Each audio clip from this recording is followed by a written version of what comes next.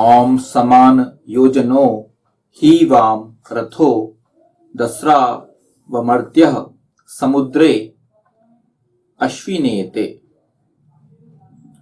समान योजन ही है तुम दोनों का रथ, हे दसरों अविनाशी, हे अश्विना पुरुष औरत युगल, समुद्र में चलता है।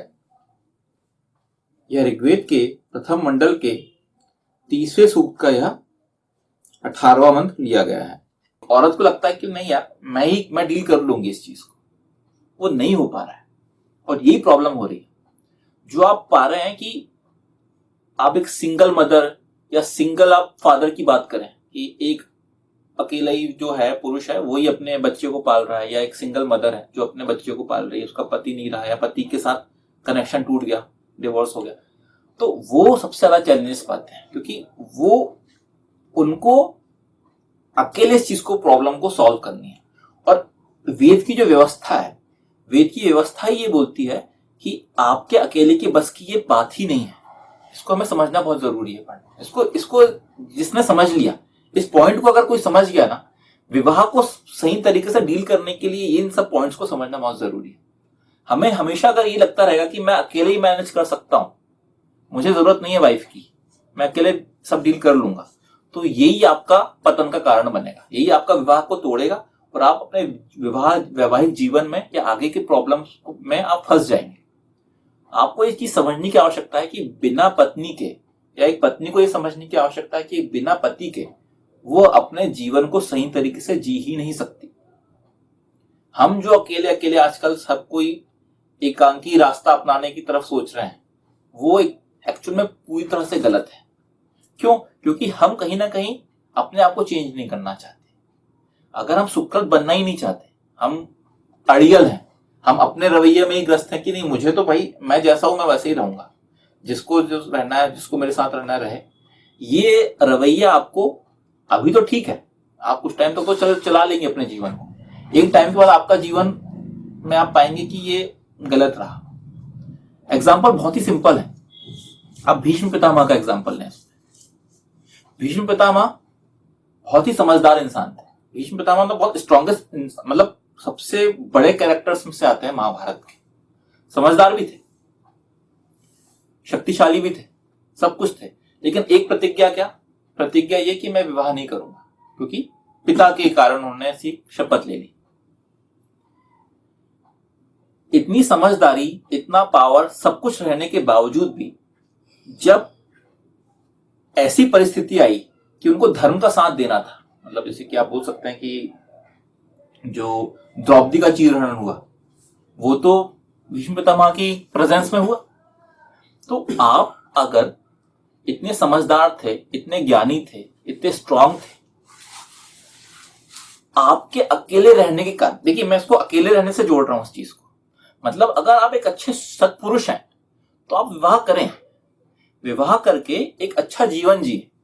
अच्छा जीवन जी के पाएंगे कि आपको जो प्रॉब्लम स्टेटमेंट, जो प्रॉब्लम्स आएंगी आपके सामने, उसको भी आप सही तरीके से एड्रेस कर पाएंगे। नहीं तो क्या होगा, अगर आप अकेले तरह से चल रहे हैं, आप सुकृत होने के बावजूद भी अगर आप विवाह नहीं कर रहे हैं, तो अगर ऐसी खराब परिस्थिति आ गई, कुछ चैलेंजिंग परिस्थिति आ गई, तो आपका जो एक्शन होगा ना, वो भी वेद की विपरीत हो जाएगा। ये है वो चीज कि भीष्म पितामह का जो एक्शन था वो धर्म के अगेंस्ट हो गया, और उसके कारण वो पूरा का पूरा जो महाभारत में वो जो चीज है, आपकी द्रौपदी का जो चीज रहने वाला चीज हुई है, जो भी चीज हुई, इसके बाद जो महाभारत का युद्ध हुआ, वो सब चीजें ये हो गई कि आप कहीं ना कहीं आप अधर्म के तरफ चले गए। आप जाना नहीं चाह रहे थे, आपको भी लग रहा था कि क्या सही है, लेकिन लगने अकेले से काम नहीं चलता। देखिए वेद हमेशा यही बोलता है कि आपके लगने से काम नहीं होगा, क्या मुझे लगता है कि ये सही है, नहीं होगा। धर्म और अधर्म आपके कार्य, जो आप कर्म कर रहे हैं उसके हिसाब से धर्म अधर्म डिसाइड होते हैं। हम अपने सोच में बहुत बड़े धार्मिक हो सकते हैं, बट आपके कर्म अगर धार्मिक नहीं है तो वहां पे गड़बड़ हो जाएगी। तो जो भीष्म पितामह के जो कर्म थे, वो एट द एंड ऑफ, मतलब उनकी जो लाइफ का जो के बाद का जो आखिरी वाला जो समय था, उनके कर्म धर्म के अनुरूप थे ही नहीं, अधर्म की तरफ ही थे उनके कर्म।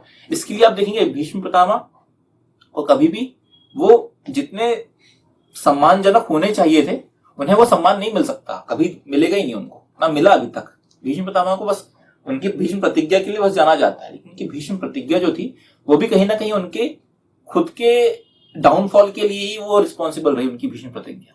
तो यहाँ पे वेद क्या बोल रहा है? वेद यहाँ पे जो हमने अभी एग्जाम्पल जो यहाँ पे लिए भीष्म पितामह, ये एग्जाम्पल वैसा एग्जाम्पल जिसमें हम किसी दुष्ट की बात नहीं कर रहे। भीष्म पितामह कोई दुष्ट या राक्षस इंसान नहीं थे, वो एक अच्छे इंसान थे, सब कुछ सही था। लेकिन एक सुकृत को विवाह ना करना, ये चीज भी महाभारत जनरेट कर सकती है।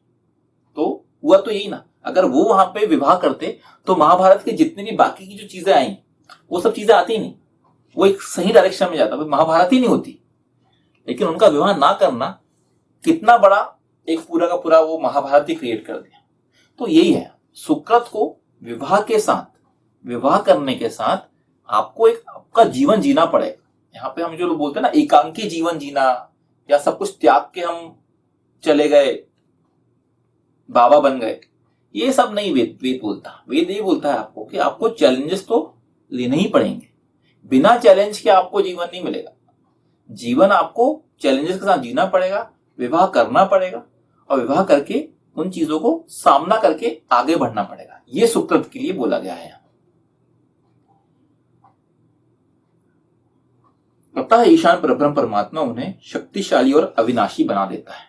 तो अल्टीमेटली ये है कि अगर आप अश्विना पुरुष औरत युगल हैं तो आप पे ईश्वर का अनुग्रह है।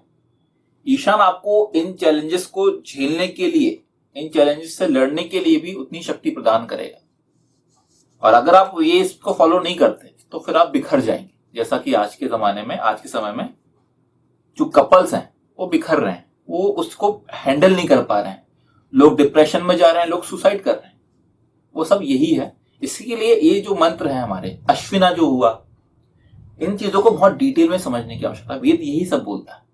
वेद को आपके जीवन में आपके साथ होने वाली जो प्रॉब्लम्स हैं उनको डील करने के लिए ही वेद बनाया गया है। तो उन्हें समझें और उनमें उसके हिसाब से आचरण करें। समान योजन ही है तुम दोनों का रथ, हे दसरों अविनाशी, हे अश्विना पुरुष औरत युगल, समुद्र में चलता है। ओम समान योजनो ही वाम रथो दसरा वमृत्य समुद्रे अश्विनीयते। वैदिक पर्सपेक्टिव के इस YouTube चैनल को सब्सक्राइब करें, वीडियो को लाइक व शेयर करें।